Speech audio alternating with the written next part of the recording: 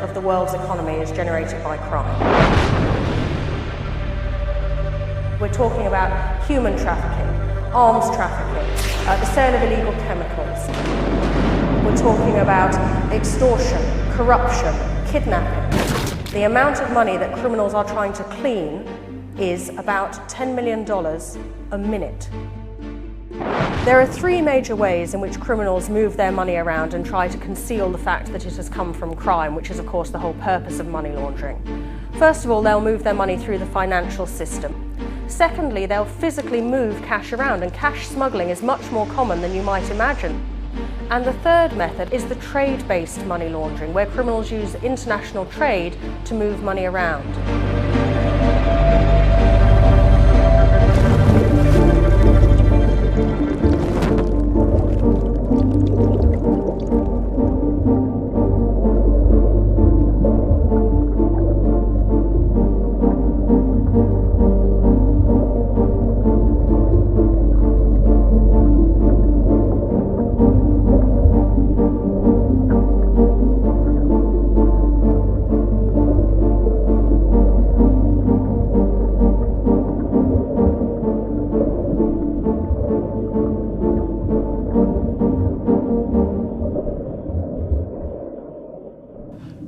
Well, there are a number of basic methodologies for trade-based money laundering. Under and over invoicing is one where the launderers are transferring assets from one country, one jurisdiction to another by misstating the value of goods on invoices. For example, with over-invoicing, I can sell, in unit terms, a $2 bottle of perfume to an importer who needs to launder a single criminal dollar out of his country, but I invoice him $3 a bottle, which he pays me. And hey presto, the criminal dollar has been absorbed within a legitimate transaction. And I can do the same thing by under-invoicing, except this time the criminal value is transferred via the goods rather than via the payment. For example, as an exporter who needs to launder $1 in value out of his country, I can invoice a complicit importer for perfume at $1 a bottle, which he duly pays me. But what I ship him is perfume which is actually worth $2 a bottle, which he then sells in the open market for $2 and is left with my $1 of criminal money, again absorbed within a perfectly legitimate appearing transaction, and which can be dealt with according to my instructions. And of course, sometimes there are no goods at all.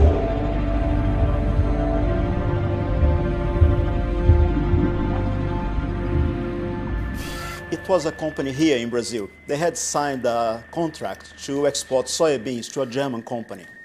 The Germans had paid in advance, which was unusual. But what really caught my eye was that this Brazilian company had no record of exporting soybeans before, or in fact, any other type of food.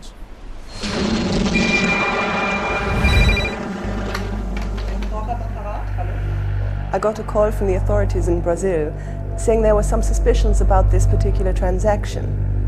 When they sent me the details, I immediately saw that the size of the soybean shipment was far too big for a little Brazilian company like that to supply.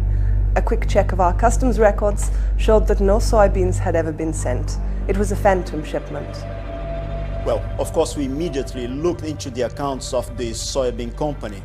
And what we found is that the payment in advance sent from Germany was sent immediately to a third company, which had no discernible connection with the whole transaction. So what you think immediately is money laundering. Now, the same sort of effect as over and under invoicing can be achieved with under and over shipment. The launderers again achieve the basic end of transferring criminal value from one country to another, but this time not by misstating the value on the invoices, but by shipping either more or less of the actual goods themselves.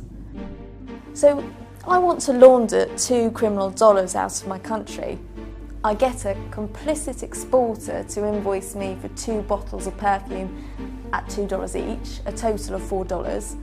In fact, then he only sends me one bottle, but I pay him the $4, a net transfer of $2 of criminal money. So that is undershipment. Now, with overshipment, the value is transferred in goods rather than money. I invoice one bottle of perfume at $2, which she pays, but I send her 2 bottles worth $4, which she sells in an open market, and is left with $2 of criminally derived money.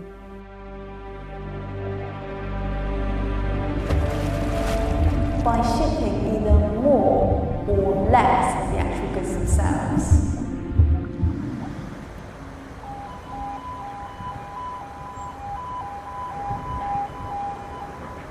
It was the last shipment of the day, wasn't it? Yeah. Scrap metal, 600 or 700 tons, according to the paperwork. Yeah, you read it out, didn't you? 680 tons or whatever it was. And I said, how much? The sun was really low in the sky, so it was probably about 6 o'clock. So you really had to squint to see the ship. No, the hull was way above the waterline, like way above. Yeah. There's no way that there was 700 tons of scrap metal in that hold. So we boarded, of course. Once we were in the cargo hold, we could see that 680 tons of metal was like more like 100 tons. All the commercial invoices and the bills of lading, like all the shipping documents, they all said 680 tons. They would have paid way over the value with criminal money, criminal funds.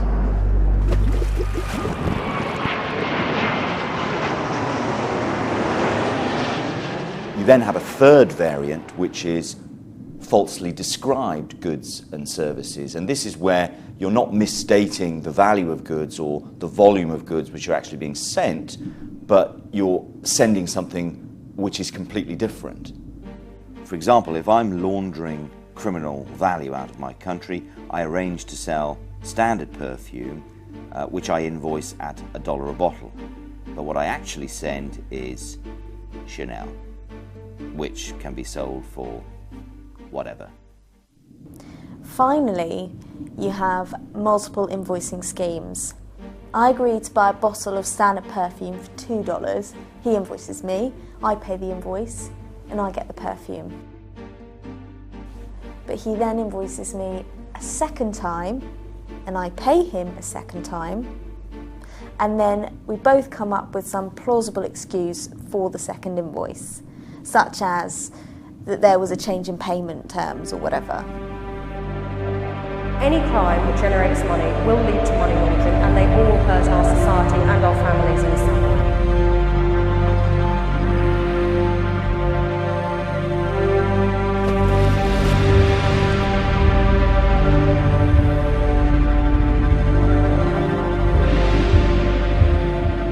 Black market peso exchange arrangements are very common in laundering the proceeds of Colombian drug sales. There was a particular case that the US authorities picked up halfway through the chain, but after some substantial investigation we were able to work out what had happened from start to finish. It began with a Colombian drug cartel that had smuggled cocaine into the United States. Then their problem was, how do they get their ill-gotten gains back into Colombia? We picked up a peso broker. We'd been keeping tabs on him for some time. We suspected him of being involved in laundering drugs money.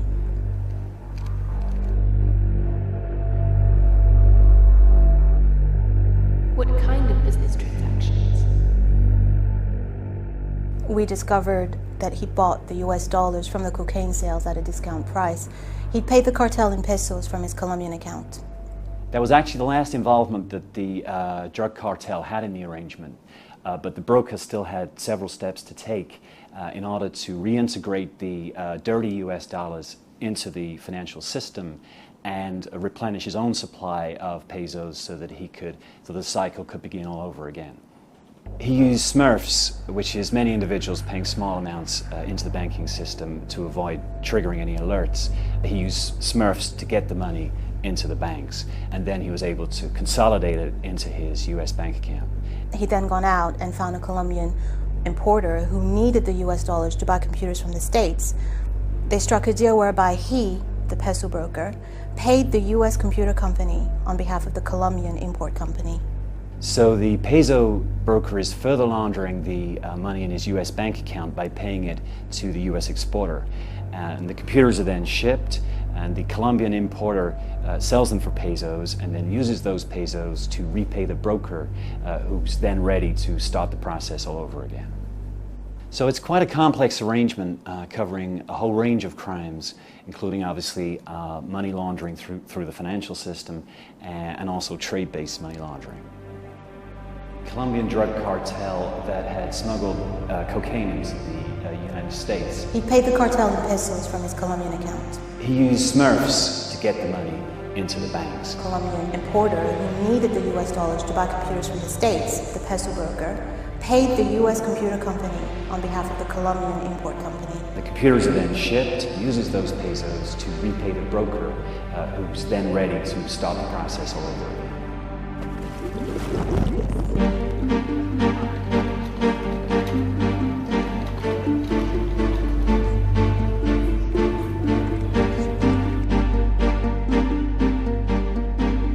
There are a number of potential warning signs that banks should look out for. Significant discrepancies appear between the value of goods reported on the invoice and the goods' fair market value. Advance payment for a shipment from a new supplier in a high-risk country, or other forms of payment that seem risky under the circumstances. The transaction involves payments to or from apparently unconnected third parties. The transaction involves the use of repeatedly amended or frequently extended letters of credit. All frontal shell companies appear to be involved.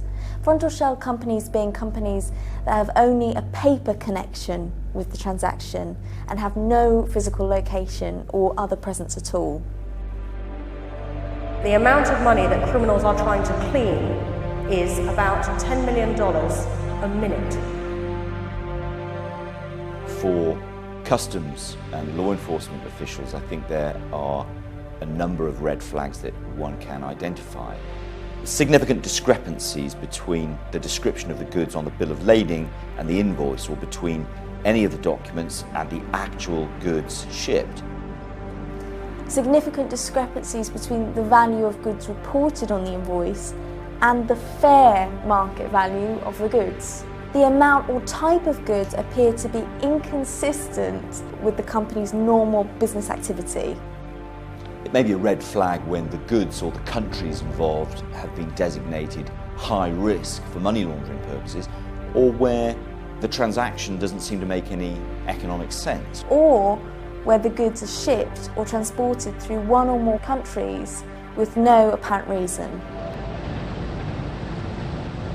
Trade finance professionals are very, very good at sniffing out potential fraud in transactions, and what now needs to happen is those same people need to turn their attention to potential money laundering. Trade-based money laundering, international trade to move money around. Misstating the value of goods on invoices. Shipping either more or less of the actual goods themselves. No way that there was 700 tons of scrap metal in that hole. It was a phantom shipment. Paid in advance. Far too big for a company like that to supply. Black market peso exchange arrangements. Bought the US dollars from the cocaine sale. Paid the cartel in pesos. A number of potential warning signs. Turn their attention to potential